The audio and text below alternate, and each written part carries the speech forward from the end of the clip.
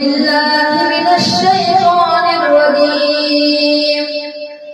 بسم الله الرحمن الرحيم.